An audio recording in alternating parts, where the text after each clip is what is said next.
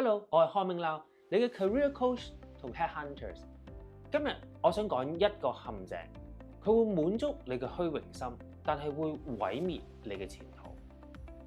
我兩份 CV， 一份係細公司嘅 vice president， 另外一份係大銀行嘅 senior managers。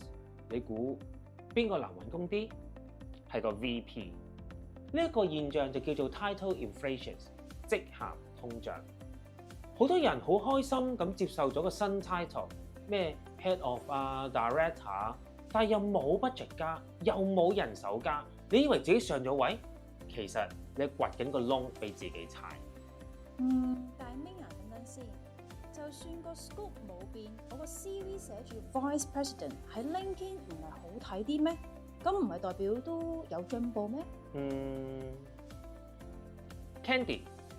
嗰個只係面子嘅進步，唔係有實力嘅進步。如果你掛住個 VP 名，但係又冇管過 P&L 啦，又冇帶個大嘅 team， 咁你只係一隻紙老虎啫。噩夢係咁樣發生嘅。當我推你去見 Fortune 500真正嘅 VP 位，你就會即刻被 screen out 㗎啦，因為你個 scope 唔夠班。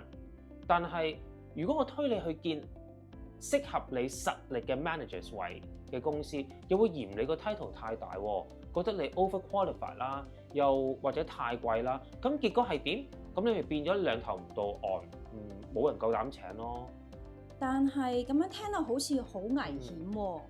咁我想升職有錯咩？我應該點樣去睇我自己嘅 career growth 咧？嗱，想升職咧係冇錯噶。但係個 title 咧應該係反映你做緊嘅嘢，而唔係用嚟自欺欺人。呢度你需要一個成長思維 （growth mindset）。追求虛榮嘅人只係想要個好聽嘅名，但係有成長思維嘅人係追求解決難題。嗱，唔好再問你老闆攞新嘅卡片，你要問你老闆攞更難嘅 project 去做，爭取大 team， 爭取管數。一個解決過1000萬難題嘅 manager 咧，身價絕對高過一個坐喺度冇實權嘅 VP。Client 係請你嘅 impact， 你嘅影響力，唔係請你個 label。嗱，咁所以唔好再為咗嗰個幾隻字去談判，你要爭取嘅係 scope 同埋 scope。想學多啲職場嘅智慧，記住 follow 我哋 LinkedIn page Trove Executive TROUVE Executive， 記得同埋 subscribe 我哋嘅 podcast 同埋 YouTube channel。下個禮拜第22集，我哋會講 comfort zone 嘅陷阱，點解份工做得太舒服，反而係你事業嘅隱形殺手。我係漢明lau，下個禮拜見。